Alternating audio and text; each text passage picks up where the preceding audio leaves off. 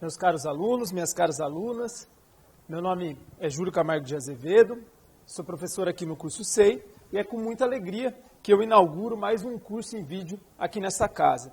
Este curso especificamente voltado à prática processual civil envolvendo a Defensoria Pública.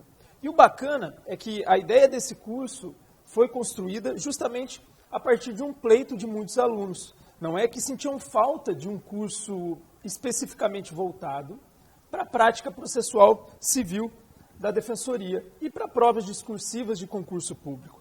De fato, é praticamente impossível equilibrar o estudo teórico desses editais gigantescos da Defensoria com a prática civil. Então, o que geralmente ocorre por parte do público concurseiro é um afastamento natural, não é, da prática, do ambiente prático, para se dedicar com maior tempo, maior detença às teorias e o estudo teórico do direito. O grande problema é que isso lá na frente custa um pouco caro, porque os alunos acabam perdendo um pouco esse contato com a prática e podem aí escorregar ou de alguma forma cometer alguns erros que podem ser fatais. Então, até dentro dessa minha perspectiva, dessa minha estrada aí enquanto professor de cursinho e também enquanto defensor público estadual aqui em São Paulo, eu pude perceber o quão determinante pode ser uma preparação específica para provas de segunda fase. Para mim, de fato, foi um divisor de águas e isso me auxiliou a evitar alguns erros, alguns equívocos que certamente contribuíram para a minha aprovação. Pensando em tudo isso, nós do curso SEI estruturamos um curso de prática processual civil com basicamente dois propósitos. O primeiro dele é repassar com vocês uma noção geral de prática processual civil. Então, nós vamos repassar praticamente todo o procedimento comum, não é?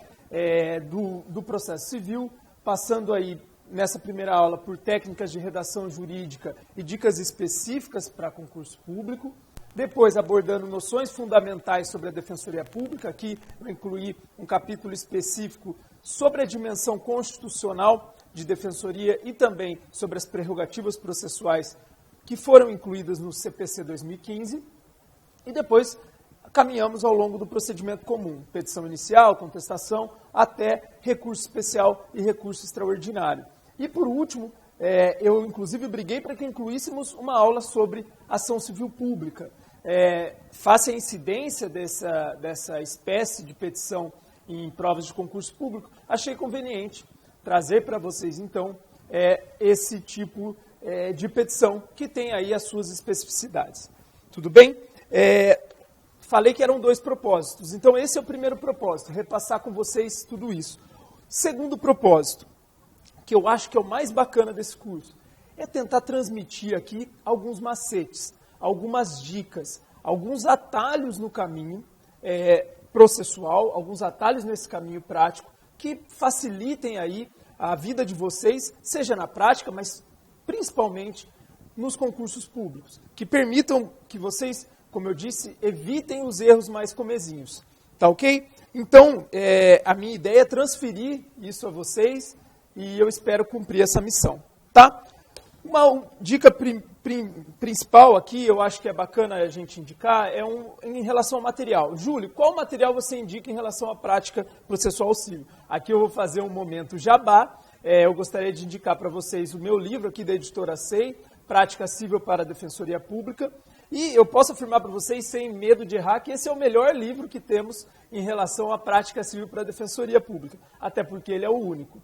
Então, o livro, brincadeiras à parte, o livro foi construído justamente nesse vácuo. Quando eu fui me preparar para concursos públicos, para provas de segunda fase, eu não consegui encontrar um material adequado para a Defensoria. O que nós temos é muitos livros de prática civil para a OAB. E vocês vão ver o quão descontextualizado pode ser um livro que não esteja voltado para os problemas práticos, para os problemas cotidianos da Defensoria Pública. Então, a ideia desse livro, que vem conjugada também, dialoga com esse nosso curso, é justamente trazer aí um perfil atuacional de Defensoria. Tá? Então, eu recomendo que vocês aproveitem aí, provavelmente o desconto que foi dado a vocês em relação ao livro e o curso e espero depois obter aí alguma devolutiva, espero que vocês gostem. Tudo bem? Então, vamos começar. Hoje, como eu falei para vocês, nós vamos abordar então técnicas de redação jurídica e dicas específicas para concurso público. Meus caros, essa é uma aula mais leve. Eu peço a vocês, quem já tem uma experiência prática maior, procurem refletir se essa sua experiência está realmente te auxiliando nos concursos públicos. Concurso público, prova de segunda fase é estratégia. Nós temos, é como um jogo de xadrez, você tem que minimizar a sua margem de erro. Então a proposta aqui é justamente passar essas dicas para vocês, trazer alguns macetes. Quem quiser anotar, pode construir um caderno legal, mas essa é uma aula mais leve, ela não é tão teórica, ela vai trazer mais dicas, mais algumas propostas para vocês. Vamos começar então com a noção de redação jurídica. Por que eu quis trazer isso para vocês? Meus caros, toda redação jurídica, ela possui uma essência funcional, né? Redigir, a gente sabe que redigir é uma arte. Você pode facilmente constatar isso lendo um texto de Machado de Assis, um poema de Mia Couto, um conto de Gabriel Garcia Marques. Porém, não é preciso ser um literário, né? Não é preciso ser um prêmio Nobel de literatura para redigir uma boa petição jurídica, né? Na verdade, o ato de redigir juridicamente, ele está mais ligado a domínio da técnica processual do que praticamente a criatividade do redator. Então, é importante termos aqui que toda redação jurídica ela possui uma essência funcional, né, cumprindo a dois propósitos bem básicos. Primeiro, comunicar-se com o seu interlocutor, que é justamente a parte adversa, não é? Aqui a ideia é comunicar-se de maneira clara, externalizar uma mensagem, permitir que a outra parte compreenda o que você quer dizer, de maneira clara e objetiva. E o segundo objetivo da redação jurídica é convencer o destinatário. Há um perfil de convencimento inerente. No caso da atuação processual, nós temos a ideia de convencimento do magistrado. Mas no caso do concurso público, vocês pretendem convencer quem? Influir sobre a convicção de quem? Do examinador. Então, a conclusão que nós tiramos dessa nota introdutória é que nenhuma petição é um fim em si mesmo. Não é? Ela possui uma finalidade instrumental. E, gente, isso é muito importante. Muito importante por quê? Porque não existem, então, petições belas e petições feias, petições boas ou petições ruins. O que existem são petições úteis ou inúteis. Tá? O que existem são petições adequadas para a tutela do direito material ou petições inadequadas.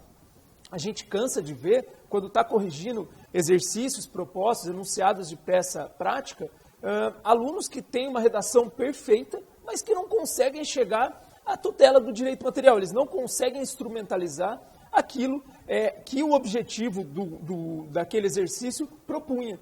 E não serve para nada. É uma petição bela, porém inútil. Então, a nossa ideia aqui é justamente chamar a atenção de vocês para isso. Tá? Então, a conclusão que a gente chega é que realmente, enquanto ato jurídico técnico processual, a petição ela é sempre valorada em razão da sua utilidade e não em razão de seus atributos estéticos aí, ou valorativos. Tá? Passando já para... Eu vou procurar sempre ao longo do curso trazer para vocês dicas práticas, tá? Que é onde eu vou tentar passar os atalhos, passar os caminhos para vocês. Discorrendo, então, sobre algumas dicas práticas da redação jurídica, primeira coisa que eu queria trazer, linguagem técnica não é linguagem empolada.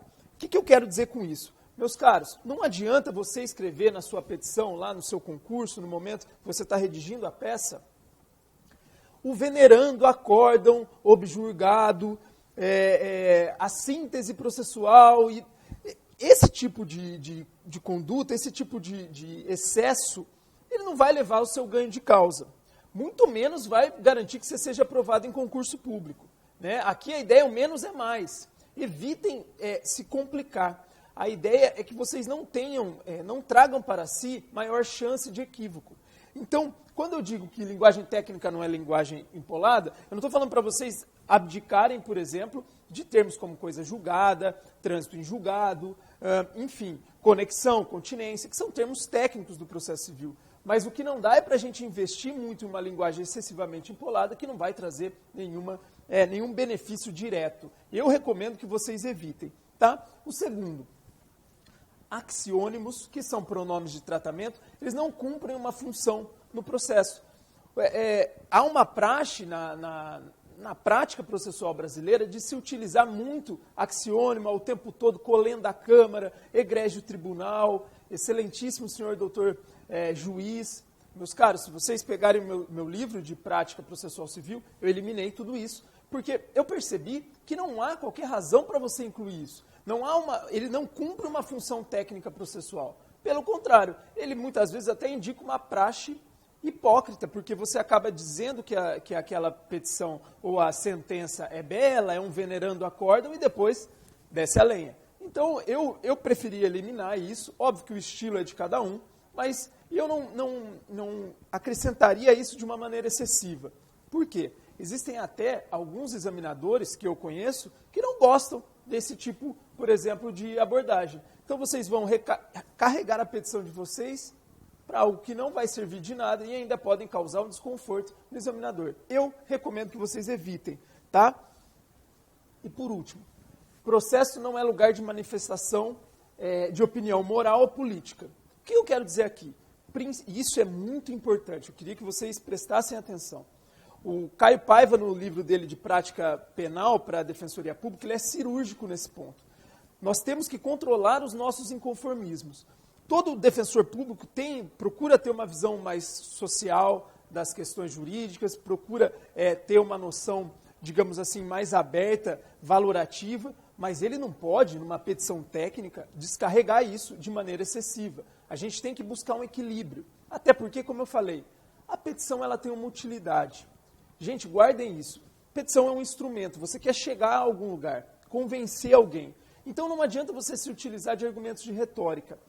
Por exemplo, um exemplo que você pode utilizar de argumentos morais ou estatísticos sem, digamos assim, exagero. Você pode dizer que numa ação, por exemplo, de saúde, que aquela determinada enfermidade alcança a população hipossuficiente com maior rigor, com base aí em estudos, por exemplo, da Organização Mundial de Saúde. Pronto, você fez uma discussão, trouxe um argumento moral, trouxe um argumento estatístico, sem excesso, sem ficar apenas refletindo sobre isso. Meus caros, eu já corrigi petição, como eu falei, o aluno vinha descrevendo, parecia um texto do Galeano, lindo, né? A serpente, só pica os descalços e tudo mais, mas na hora que você chegava no final, ele não conseguia, a partir dali, projetar nenhuma solução. Não conseguia, a partir dali, fazer daquilo um instrumento para a defesa que ele procurava. Então, cuidado com isso. Muito cuidado, tá? Passando já aqui para as técnicas de redação jurídica. Aqui a gente já vai entrar, eu trouxe 3 dicas para vocês, vou passar de maneira um pouco mais rápida. Primeiro, clareza. O que eu quero dizer? Petição clara é aquela que permite ao juiz ingressar na dinâmica dos fatos, né? Compreender bem essa dinâmica, a partir da qual se arvora ali, se baseia a pretensão jurídica que você traz. Então, a clareza, ela está ligada a algumas técnicas que podem facilitar. Então, por exemplo, evitem a ordem indireta das frases. O que eu quero dizer com isso? Ao invés de você dizer, julgou-se improvido a apelação, vocês podem preferir, a apelação foi improvida. Parece besteira, mas na hora que você está lendo um texto que foi completamente invertida a ordem das frases, ele começa a trazer um certo incômodo ao leitor. Uma outra técnica bacana, evitar o uso de orações negativas com sentido de positivas. Então, por exemplo, a violência doméstica não é inevitável. Prefira, a violência doméstica é evitável.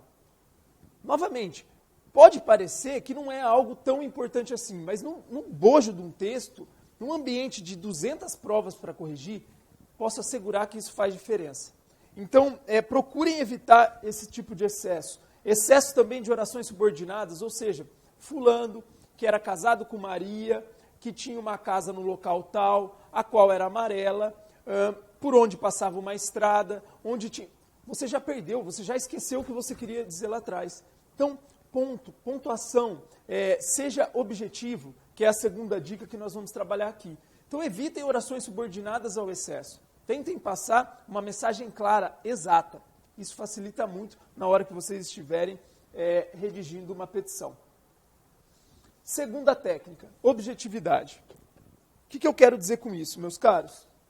Petição objetiva é aquela que vai condensar somente o indispensável para a compreensão do leitor. Ela evita aqui a prolixidade. O que eu quero dizer com isso? Aqui aquela frase de Leonardo da Vinci, para mim, é cirúrgica. O que ela diz? A simplicidade é o último grau de sofisticação. E é verdade. Se nós temos de ser objetivos. Outra questão. Cansei de conversar já com examinadores de provas discursivas. A pessoa tem 200 petições para corrigir. Se você não é claro, se você não é objetivo, você aumenta a sua margem dele não identificar uma tese jurídica por você trazida e você pode deixar de pontuar. Pode ter que argumentar isso num recurso ou pode mesmo ter a sua aprovação ali, a sua eliminação fadada naquele momento. Então, procurem trabalhar essa questão da objetividade, tá? Eu trouxe aqui 3 dicas bem sucintas também. A primeira, utilização de parágrafos curtos. Vejo muito isso quando estou corrigindo peças de vocês no curso C. Máximo de 5 ou 6 linhas. Ah, Júlio, mas no seu livro lá eu vi um ponto que um parágrafo é uma folha, mas aquilo é um livro. Aquilo, a ideia traduzida naquele parágrafo pode ter uma continuidade que permita isso. Gente, academia é uma coisa, petição jurídica é outra. Prestem atenção nisso. Lembrem, tentem fazer parágrafos curtos que expressem uma ideia. Cada parágrafo ele deve ser redigido em continuidade, expressando uma ideia específica, até observando aí uma ideia de introdução, desenvolvimento e conclusão. Então, é muito importante que vocês se atentem para isso. Questão de frases diretas na voz ativa, traduzindo mensagens exatas. Isso também me parece importante, dialoga um pouco com o que a gente falou no slide anterior, tá? Junto com a clareza. Então, favoreçam. Aqui uma dica extra, tá? Quando eu me preparava para concurso público, até uma história que eu gostaria de contar, uma vez encontrei o professor Scarance, que é um professor de processo penal da USP, já está aposentado, um baita professor, num café e a gente estava conversando sobre a questão de concurso público e petições e tal. E ele me disse uma coisa que eu gravei para mim que fez total diferença. Ele falou, Júlio, hoje em dia as pessoas não firmam a tese. O que significa firmar a tese? Firma uma tese jurídica para mim. Aí eu comecei, com efeito, ele falou, com efeito do quê? Você não falou nada antes para mim, por que você está utilizando isso? E daí eu falei, uma tese sobre violação de direito. E aí eu percebi que eu tinha dificuldade de firmar até uma tese. Guardem isso. Por exemplo, você vai falar de uma violação de direito, neste caso, o direito foi violado, ponto. A petição merece acolhimento, ponto. O julgado merece reforma, ponto. E a partir dali desenvolva a sua petição, o seu raciocínio. Meus caros, não dá para perder tempo com isso em prova. O tempo é muito escasso. Então, treinem o cérebro de vocês para que vocês consigam firmar uma tese e logo desenvolver o conteúdo dela. Isso é uma regra de ouro para mim, que serve muito, tanto no dia a dia, e procuro passar para os meus alunos, porque ela pode fazer a diferença num ambiente de tempo e espaço de minutos. Tá ok? Então, chegando na terceira dica prática aqui, a ideia de organização. Meus caros, petição organizada é aquela que obedece uma lógica cronológica de acontecimentos. Não é uma estruturação linear. O que eu quero dizer com isso? Cronologia dos fatos. Uma dica extra. Viu no enunciado discursivo ou enunciado de peça prática a data? Fiquem ligados. Fiquem ligados porque o examinador, não há palavras inúteis nos enunciados. A gente pode fazer uma analogia hermenêutica aqui. O examinador, via de regra, coloca aquilo, provavelmente para dialogar com alguma questão de prazo, com alguma questão de prerrogativa, com alguma questão de decadência ou prescrição. Fiquem espertos com isso, comecem a aprender a circular essas datas, porque tudo isso faz diferença na hora de você fazer, na hora que você promover o seu raciocínio jurídico. O que eu digo em relação à cronologia dos fatos, quando tem muita data, você vai seguir a cronologia. Não dá para ficar indo e voltando, apresentando, olha, isso aconteceu em julho, mas em agosto aconteceu outra coisa, em janeiro, enfim, isso causa uma confusão. Estrutura linear. Observância da trilogia Introdução, Desenvolvimento e Conclusão, que é o que eu já coloquei para vocês. Muito bacana que vocês observem isso, principalmente em questões discursivas abertas, tá?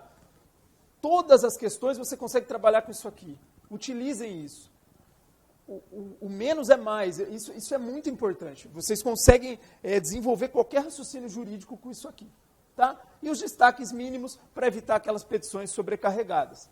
O aluno faz letra de forma, letra maiúscula, letra minúscula, põe em aspas, sublinha. Isso não é bacana, isso atenta contra quem está lendo, procurem evitar.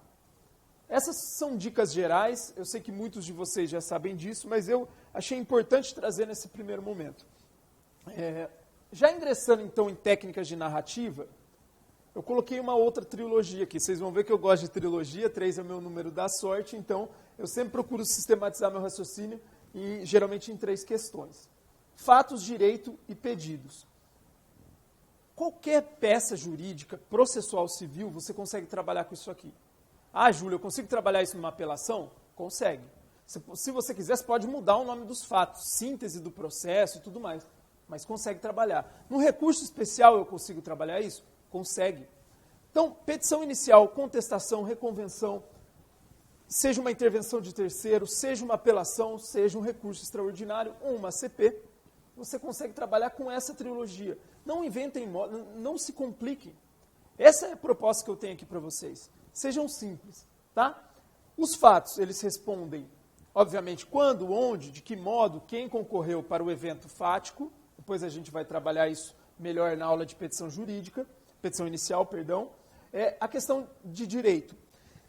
Quando você descreve um conteúdo normativo, jurídico, o que é importante? Você dizer qual é a hipótese normativa, ou seja, sua facie specie, mas também trazer a consequência jurídica dela decorrente. Muitos alunos não concluem isso. Na hora que estão trazendo, conforme artigo tal.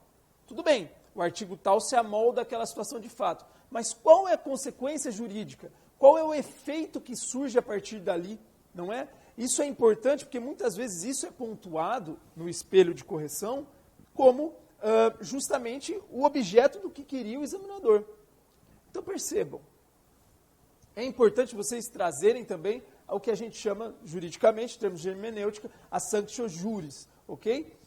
Pedido. O pedido ele vai definir ali sobre o que, o objeto da sua pretensão, sobre o que você está pedindo. Vamos trabalhar isso com mais calma depois, mas eu queria só fazer uma introdução geral. Com isso aqui você resolve qualquer petição jurídica. Guardem isso, não se compliquem, tá? Segundo ponto, técnica de fundamentação. Aqui eu trouxe outra trilogia, a questão da lei, doutrina e jurisprudência. Meus caros, vou passar aqui de uma maneira mais rápida.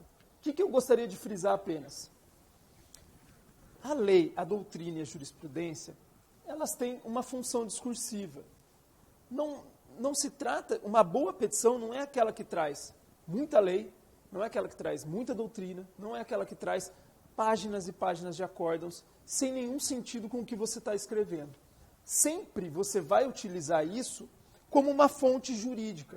O que eu quero dizer? A lei, a doutrina e a jurisprudência, ela serve para você atribuir relevância jurídica a uma situação afirmada na petição. Querem ver como fica isso na prática? Eu trouxe aqui, só para a gente não ter dúvidas, algumas especificações. Então vamos lá, dispositivos legais. Eu recomendo que vocês usem essa escada. Ah, professor, mas isso é a pirâmide de Kelsen, isso está ultrapassado. Não está, até porque o seu examinador aprendeu assim. Eu prefiro, às vezes, seguir o básico e deixar para você demonstrar conhecimento no conteúdo do que você acabar se complicando. Sigam uma estrutura linear, não é? Normas constitucionais, normas convencionais, legais e administrativas. Então, trouxe um exemplo aqui para vocês. Inerente à dignidade humana, a saúde constitui direito fundamental, assegurado pela Constituição, bem como pelos tratados internacionais, estando igualmente previsto como direito subjetivo no âmbito da Lei 8.080. Um capítulo clássico aqui de ACP, tá? Envolvendo o direito à saúde. Meus caros, em 3 linhas, nós resumimos todos os fundamentos jurídicos possíveis do direito à saúde. Como é que funciona a correção de peças? Vou deixar isso claro para vocês. Nós temos, então, a sua petição, que o examinador coloca de um lado, e ele tem um espelho de prova que coloca do outro. Nesse espelho de prova, ele tem as teses que ele pretendia que você afirmasse. Nessas teses, ele vai fazer um tique nas quais você pontuou, você acertou. Então, por que isso é importante? Saber disso. Saber que é assim que eles corrigem. Porque se vocês conseguem condensar os artigos em apenas um parágrafo, vocês conseguem pontuar todas as questões que ele coloca, por exemplo, como fundamento dogmático, como fundamento jurídico do que ele questionou, de uma maneira simples. Então, você consegue aqui, a partir de um único parágrafo, pontuar a nota máxima, não esquecendo nenhum. E você vê que é uma maneira que dialoga. É só um exemplo, vocês têm a liberdade de vocês, mas é um modo que vocês eliminam margem de não pontuação. Tá ok? Jurisprudência. Jurisprudência, meus caros, principalmente numa proposta de precedentes judiciais que veio com o Código de Processo de 2015, ela vem sendo cada vez mais valorizada. Hoje você pega, por exemplo, prova CESP, você tem basicamente de 50% a 60% da prova voltada à jurisprudência.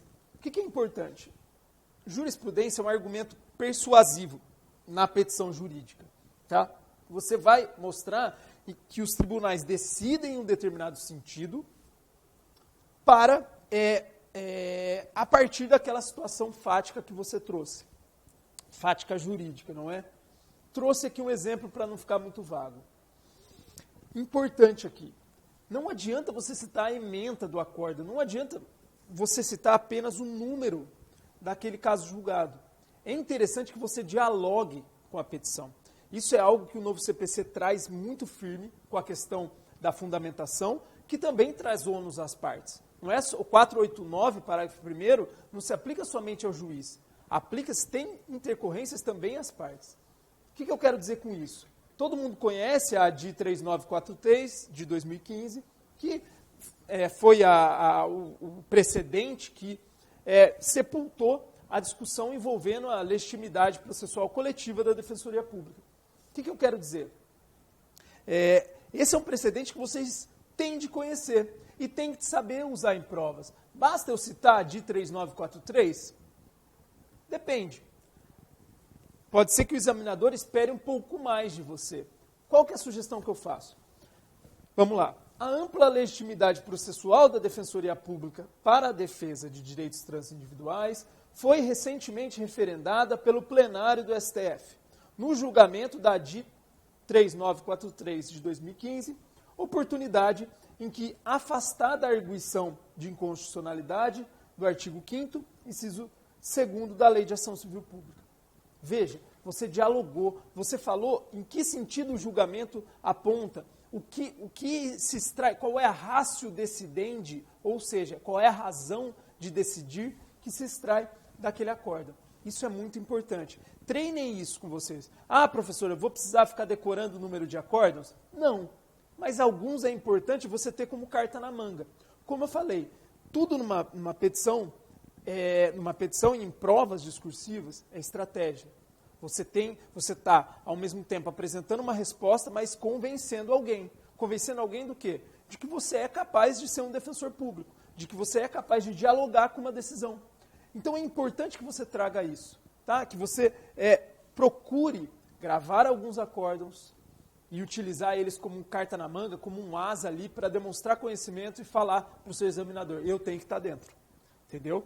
Então, essa é uma sugestão também. E, por fim, doutrina.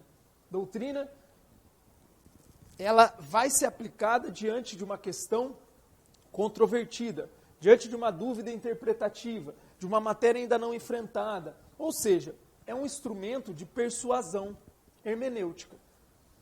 Meus caros, isso aqui é importante. Isso aqui também, o Caio é cirúrgico no livro dele. Doutrina não é adorno. Doutrina não é um argumento de autoridade que você se utiliza porque fica retórico. Quem fica citando muito doutrinador a todo momento numa petição é aquele cara que quer convencer de que ele tem a melhor razão jurídica. Tudo bem, mas isso num ambiente de questões pacificadas, por exemplo, na questão da legitimidade processual da Defensoria Pública. Você não precisa ficar repetindo 6 autores que concordam com aquilo. Isso está pacificado pelo julgado. Então, não utilizem de argumento de retórica. Isso é ruim para quem lê. Isso não é algo positivo. Você vai utilizar em alguns momentos. Vamos dar um exemplo aqui, para não ficar vago? A gente está falando de mínimo existencial. Essa é a doutrina, eu não coloquei aqui. Coloquei da Ana Paula de Barcelos. Vamos lá. Este piso elementar, denominado pela doutrina como mínimo existencial, constitui, daí você acrescenta, segundo Ana Paula de Barcelos, um conjunto de prestações materiais mínimas, sem as quais se poderá afirmar que o indivíduo se encontra em situação de indignidade. E depois ela vai e coloca a extensão objetiva desse conceito. Por que eu trouxe isso? Vejam, eu utilizei com uma finalidade discursiva. Eu não citei por citar. Aqui há um conceito indeterminado, estritamente valorativo, que é o mínimo existencial. Bacana você indicar qual doutrina você segue. Agora, você não vai fazer isso para falar da competência. A petição deve ser ajuizada nesse fórum, porque a competência local é aqui, conforme fulano de tal. Faz sentido algum, entendeu? O que eu quero passar para vocês é, usem com parcimônia. O segredo é o equilíbrio, tá ok? Prosseguindo, a gente tem então, ingressa nas dicas específicas para concurso público. Eu trouxe essa questão para vocês, agora vai ser bem en passant, ou seja, de uma maneira mais rápida, algumas dicas. O que eu quero dizer aqui? Tá? Todo candidato que se aventura a prestar uma prova de concurso público, ele vai enfrentar 2 inimigos capitais. Pelo amor de Deus, guardem isso. 2 inimigos capitais. Tempo e espaço. Por quê? E esses tanto são inimigos capitais que eles atingem tanto quem sabe muito quanto quem não sabe nada. Quer ver um exemplo? A pessoa que está completamente despreparada, é o que eu chamo de concurseiro, né? Ele não é um concorrente, ele está ali, caiu de gaiato no concurso público, vai fazer a prova. Discursiva, vamos supor, ou numa primeira fase logo de cara, ou deu sorte, conseguiu passar na primeira fase ali e caiu numa prova discursiva, sem preparação alguma. Ele vai olhar o tempo que ele tem, as 5 horas, e o espaço destinado, ele vai falar, como que eu vou colocar, que eu vou preencher tudo isso aqui? Eu não sei, eu sei escrever 3 parágrafos. E o tempo para ele vai ser um sacrilégio, ele vai olhar para o lado, o colega fazendo um tratado ali de pontos de Miranda e ele sem saber o que colocar. Vai ser angustiante. De outro lado, de outra banda, o cara que tem conhecimento, o cara que estudou, que está lá, está preparado, fez o nosso curso aqui de prática processual. Esse sujeito, a hora que estiver diante de uma prova discursiva, vai ter o mesmo problema com o tempo e espaço. Por quê? Como eu vou colocar tudo que eu aprendi num espaço tão pequeno? Como que eu vou conseguir concatenar todo o meu raciocínio jurídico num tempo tão curto? Então, meus amigos, como eu falei, prova discursiva é estratégia. Vocês têm que ter isso claro para vocês. Vocês têm que ter ela como um fim a ser alcançado e debater os meios que vocês vão fazer para isso. E essa estratégia ela tem que ser construída em cima desses 2 fatores, tempo e espaço. Isso é muito importante. Treinem sempre com um relógio do lado. Não adianta você ficar fazendo peça jurídica em 3 horas. Não contribui, você não vai ter esse tempo para realizar uma petição jurídica no concurso público. Então, treinem, iniciem aqui o nosso curso já pensando nessas questões. Por isso que eu trouxe como aula introdutória. Então, nós temos aqui, serão 10 dicas, tá? Essas dicas vão ser bastante rápidas, eu espero não cansá-los.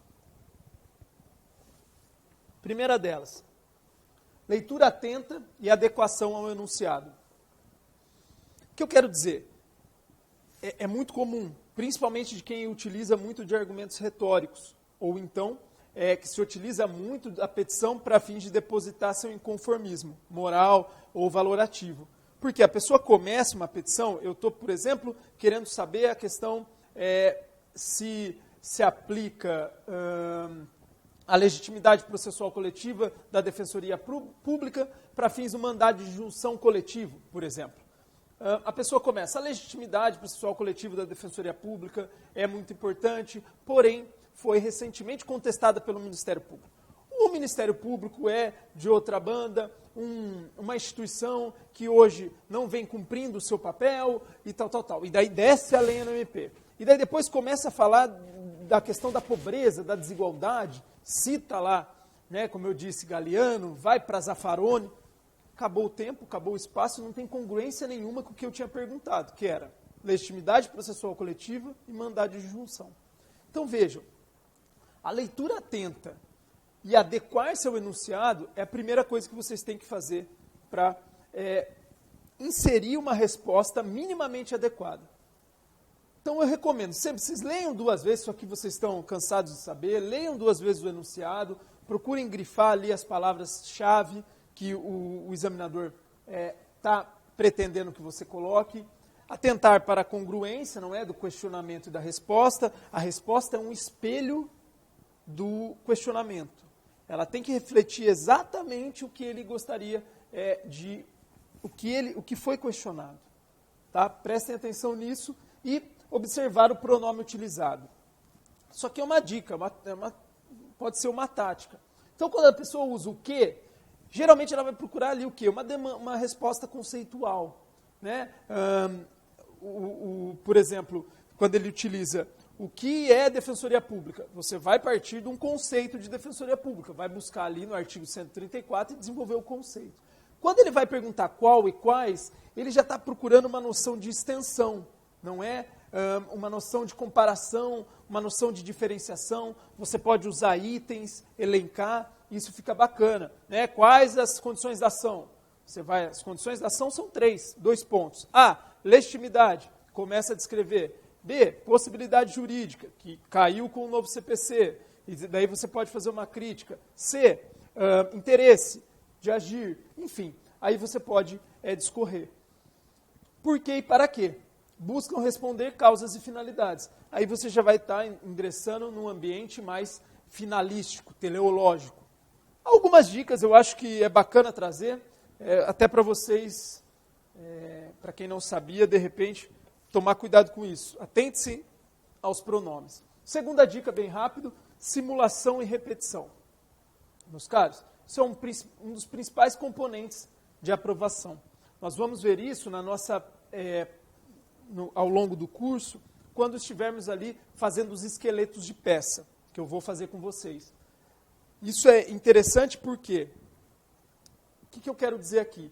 Vocês têm que ter a noção do que ocorre no cotidiano forense da Defensoria Pública.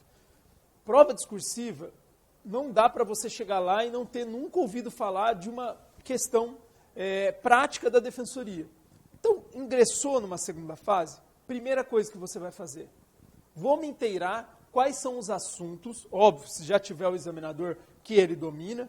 Em segundo ponto, o que vocês vão fazer? Procurar questões, notícias e quais são as questões práticas que podem ser determinantes naquela matéria envolvendo a Defensoria Pública. O que está em voga?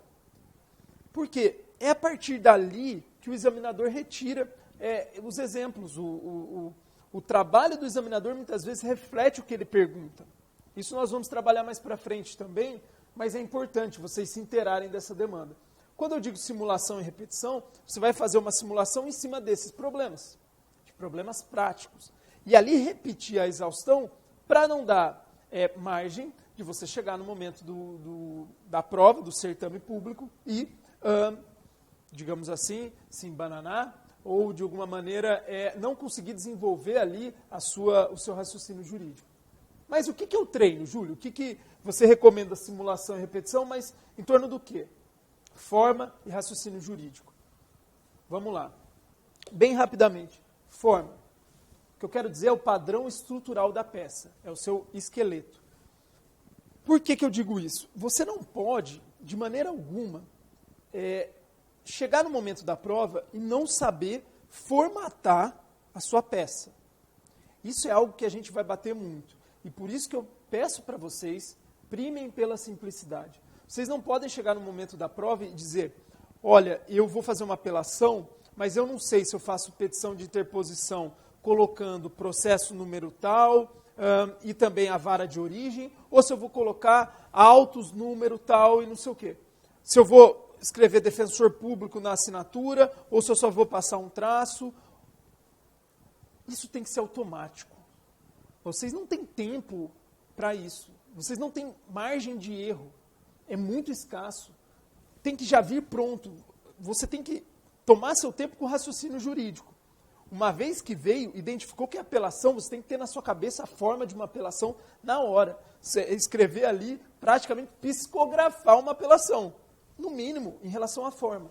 Então, treinar o padrão estrutural. Ter isso com vocês, esse esqueleto, isso é muito importante. Então, o que eu recomendo? Eu vou apresentar para vocês alguns modelos. Quem está seguindo pelo meu livro, pode pegar e dar uma olhada. Eu trago diversos modelos ali relacionados. Mas eu não quero que vocês copiem.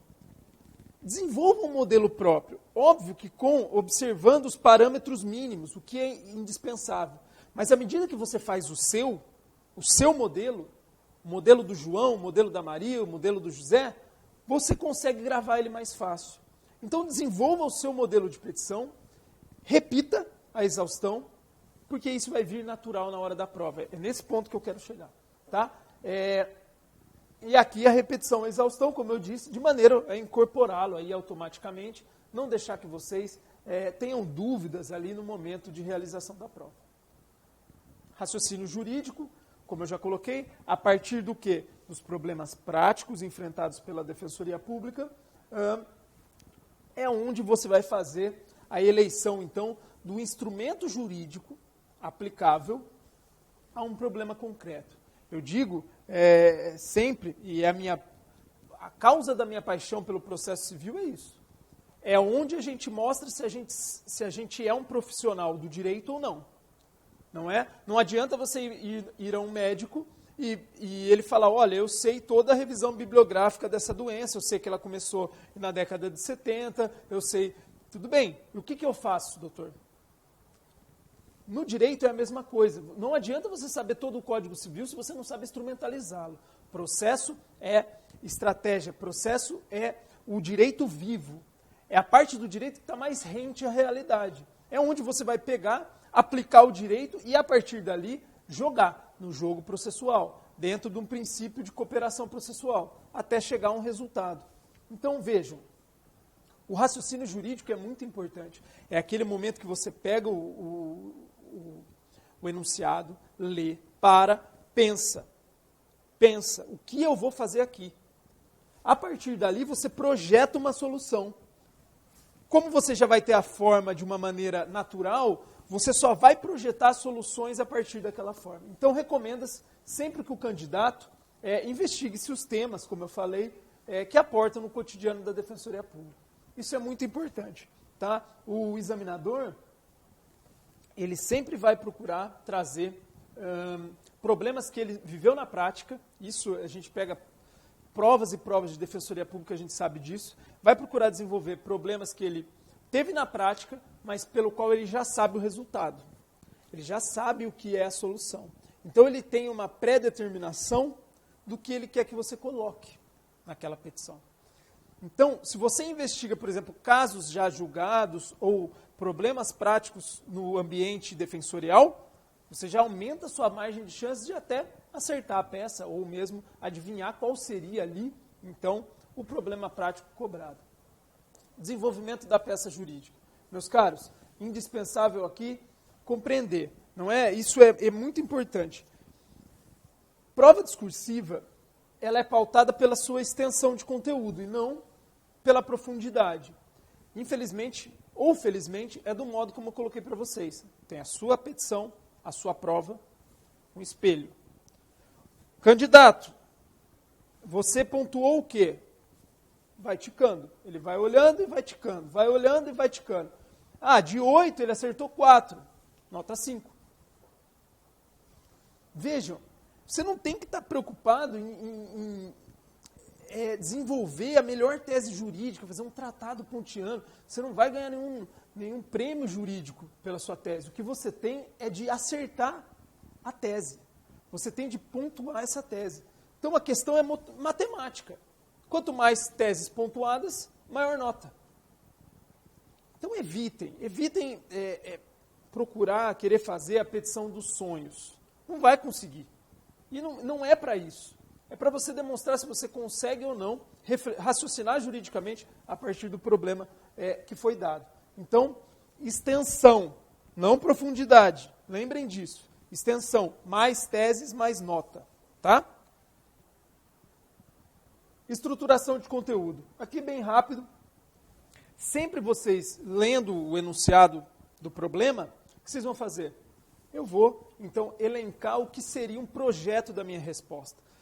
Gente, sumário não é o conteúdo. Vocês não vão escrever parágrafos. Vocês vão colocar um hífen e colocar. Na introdução, eu vou afirmar um aspecto histórico do mandado de segurança. No conteúdo, eu vou afirmar requisitos do mandado de segurança, entes legitimados, consequências, notas jurisprudenciais. No final, vou defender que a Defensoria Pública deve atuar e se valer do mandado de segurança. Vejam, então você vai estruturar o que vai ser o projeto da sua resposta. Ali é um projeto que você vai desenvolver depois. Para que serve isso?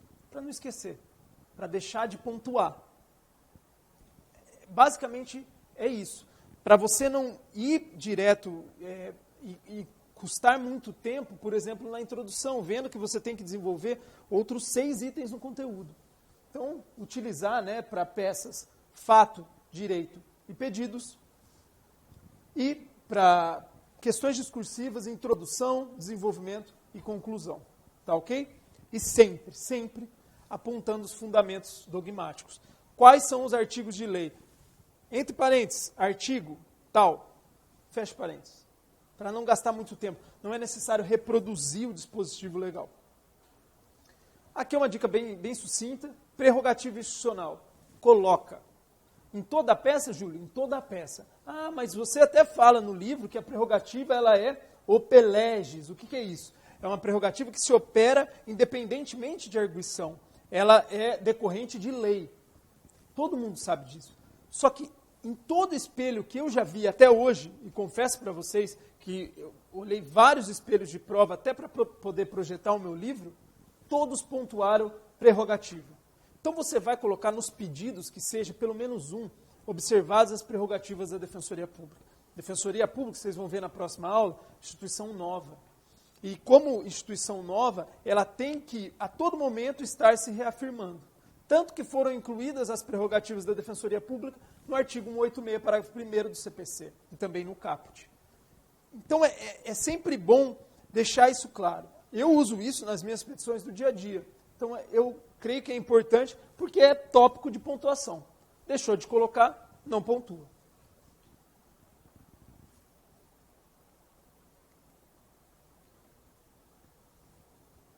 Aqui, na identificação vedada. O que eu quero dizer aqui, gente? Jamais vocês vão se identificar na peça.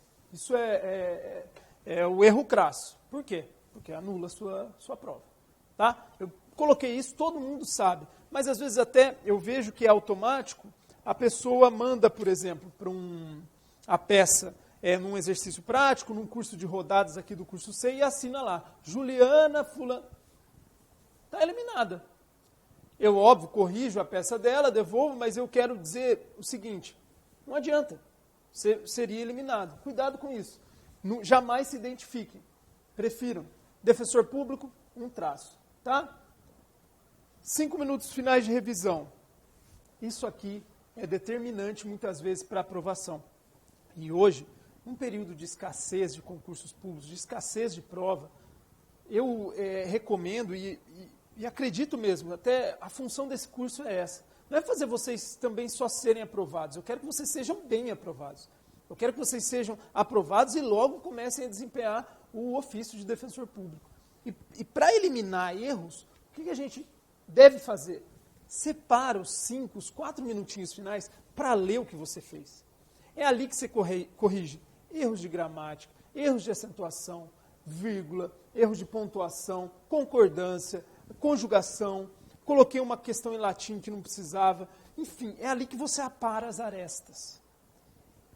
Cada erro de português, cada erro de pontuação diminui sua nota. Isso aqui eu sempre fiz e sempre foi... Porque eu corrigia muito erro. Eu via que na hora que você está demandando e criando, né, porque também tem um quê de criatividade ali, na hora que você expõe o seu raciocínio jurídico, muitas vezes ele vai de uma maneira muito forte, porque seu cérebro já está lá na frente.